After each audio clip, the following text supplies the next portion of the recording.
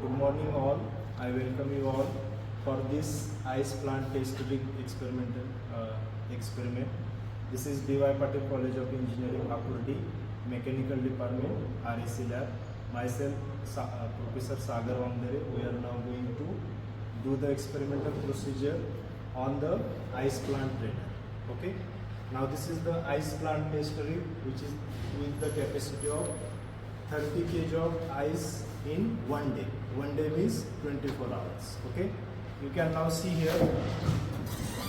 This is the insulated box. Okay. Inside this there is a evaporator. Okay. Now inside these holes we will put the cans. Right now cans are there outside. Once the first step is achieved, then we will put these cans inside here. Okay. Now inside this there is a brine solution. What is the brine solution? It is the mixture of water and salt, where salt content is around 20 to 22%. Okay. Volume is occupied by the evaporation tubes. Okay. So total volume is around 230 liters. Out of that 30 kg salt will be there and 200 liters of water will be there. So here first step is what? Preparation of brine solution. Once the brine solution is formed, the first step is what? Drop down test. Drop down test means what? Where we are reducing the temperature of brine solution. We are reducing the temperature of brine solution below 0 degree centigrade. Why we are not using the water? Because at 0 degree centigrade water will get freeze. But brine solution freezing point is below minus 10 degree centigrade. So we can bring down the temperature below 0 degree centigrade up to minus 10 degree centigrade. Okay. Now here two steps are there. First step is drop down test, where we are reducing the temperature of brine water below 0 degree centigrade, and second step is ice formation test. Once the temperature is below 0 degree centigrade, we will put the can inside this brine solution and we will add fresh water into the can, and stirrer motor we will start. Here is the stirrer motor. This stirrer motor is used to transfer the or to create the sufficient forced convection inside water, so that heat from the can be transferred to the brine solution. Okay. Now here this experimental setup is there. Okay. Please switch on the main supply. Switch on this. There is a switch.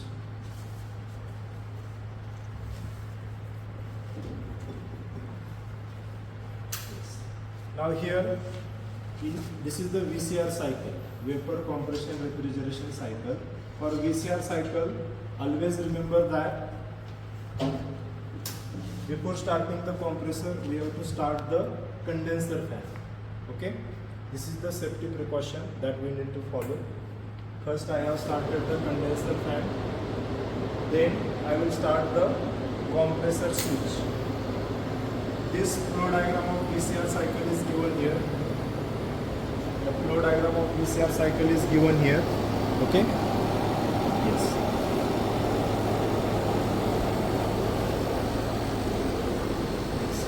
Now it will take around 1.5 hours for the first step. Once this step will be achieved, here below you can see condenser fan is there, compressor is there, rotameter is there to measure the flow of refrigerant.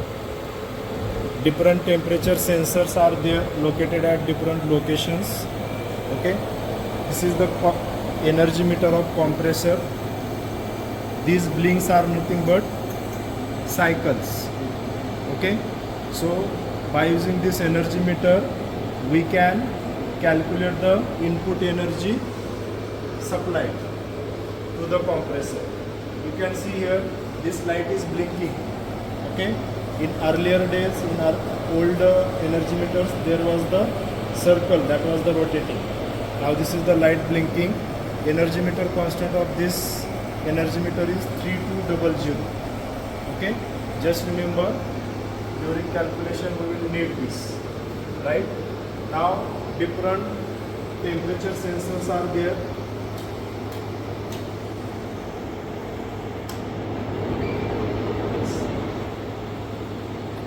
This temperature is input to the compressor.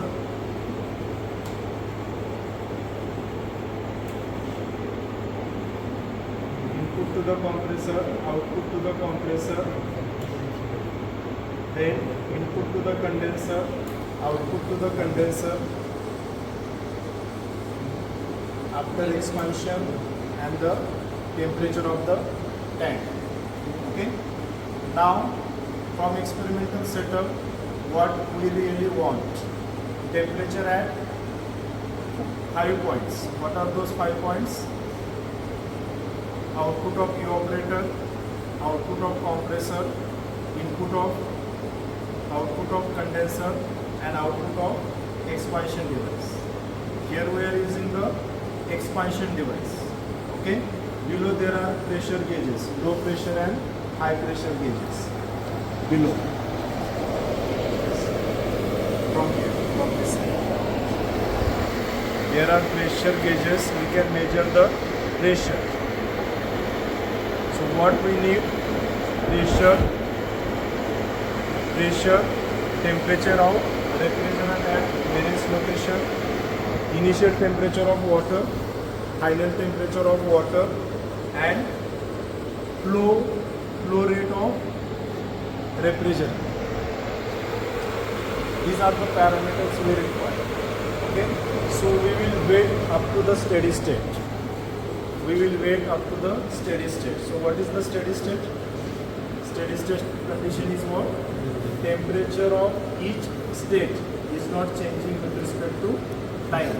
That is nothing but steady state. Right? Thank you. Here is the vapor compression refrigeration cycle. Okay. So here compressor,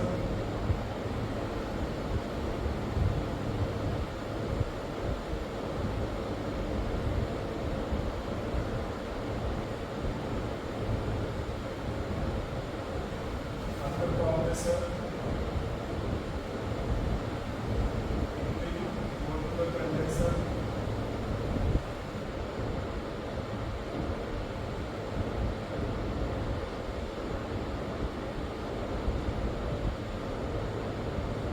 After condenser, we will go to the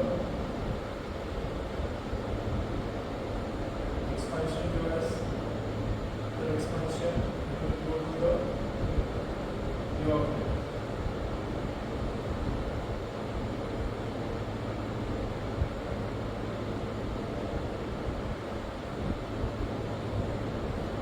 This is condenser. This is evaporator. This is compressor. This is expansion device.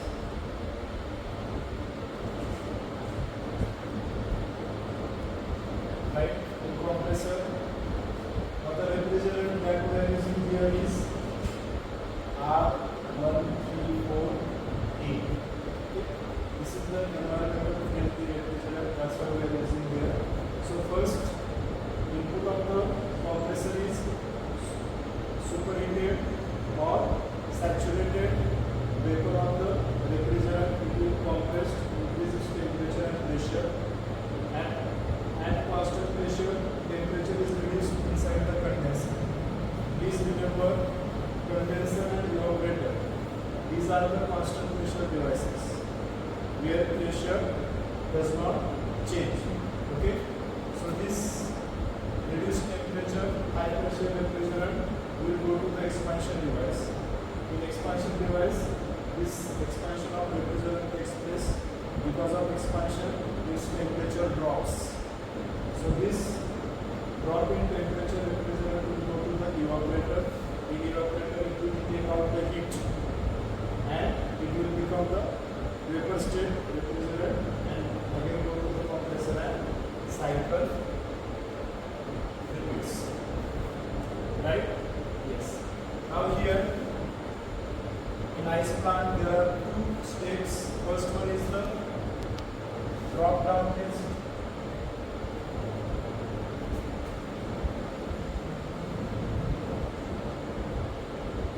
In drop down test, we will reduce the temperature of brine solution below 0 degree centigrade.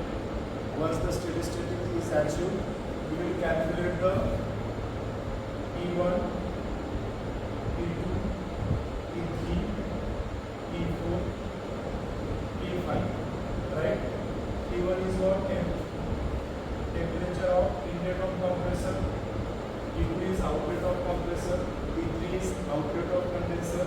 T4 is outlet of expansion device or inlet of evaporator. And T5 is the temperature of brine solution. Right? Once the steady state is achieved, steady state is what? Temperature is not changing with respect to time. We will measure the pressure of compressor in bar. We will measure the pressure of low pressure and high pressure. Right? Once this data is with you, we can calculate the theoretical COP and actual COP. First, actual COP, how to calculate, how we are calculating the actual COP. For calculating the actual COP, we require actual things. So, what is the basic formula of COP here? COP is equal to refrigerating effect produced divided by input energy supplied. That is how we are calculating the actual COP. Now this refrigerating effect produced, how we are calculating? So this is, suppose this is Q and this is the W. So how this Q is calculated? Q is calculated by using the formula mCp delta T. Here M is what? Mass of water. Cp is what? Specific heat of water. And delta T is what? Initial temperature of water. Suppose 200 kg of water is there. Specific heat is 1.187. And initial temperature of water is around, suppose it is 25. Initial temperature of brine solution is 25 minus this final temperature is suppose -5. Right? So that is how we have calculated the Q. And input energy supplied. How we are calculating the input energy supplied? From the energy meter constant. This input energy supplied can be calculated by using energy meter or energy meter by measuring 10 cycles of energy meter. Okay, so here this formula is number of flashes multiplied by 3600 divided by time in second multiplied by energy meter constant, which is 3200. Okay, energy meter constant 3200 means after 3200 means 1 unit of energy will be consumed. Okay, so here we will suppose we will measure for 10 flashes multiplied by 3600 divided by, suppose it will take 8 seconds. So energy meter constant 3200.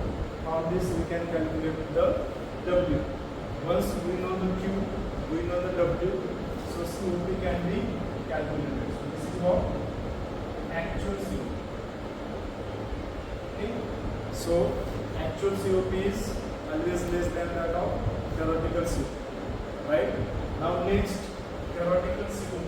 How to calculate theoretical COP? Right? How to calculate the theoretical COP? We have to use the PL chart. we have to use the theoretical COP.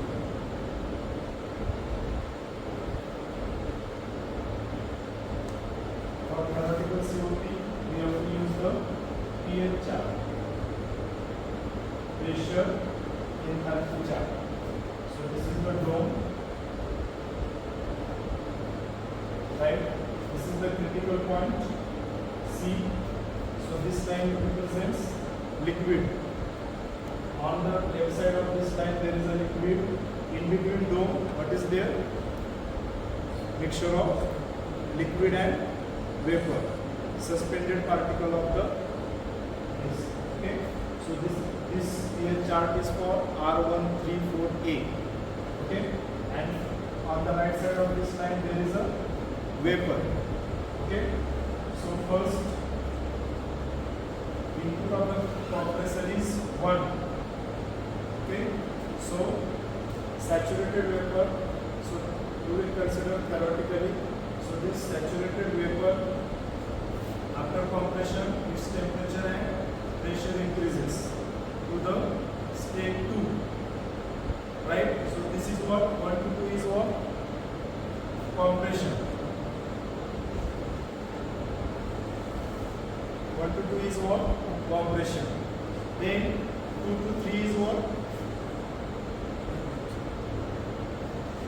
2 to 3 is what? Condensation.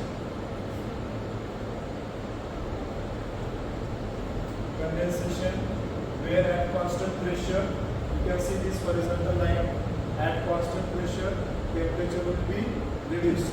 Okay. Then in expansion device, expansion of this will happen, pressure will drop, temperature will drop. So this is what expansion, right? So 2 to 3, 3 to 4, and from 4 to 1, what is this? Evaporation, right? Where heat from the brine water will be absorbed. So this is what evaporation, right? 4 to 1. Now here, how we are calculating the theoretical COP? To calculate the theoretical COP, we are using the formula COP theoretical. Same formula, refrigerating effect produced divided by work of compressor work. Okay. Now here, this refrigerating effect produced can be calculated from here H1 and H4. Right. Now how these points are located? By using the temperatures and pressures. Okay. From experiments, we know the temperature at all 4 places, right? At the inlet of compressor, outlet of compressor, outlet of condenser, outlet of expansion device, right? And cycle repeats. So we know temperature at each point, we know the pressure, we know the high pressure, we know the low pressure. From this, all these 4 points are located. Up to this it is clear. On pH chart, there are pressure lines. Okay, there are constant temperature lines, and there are constant temperature lines like this.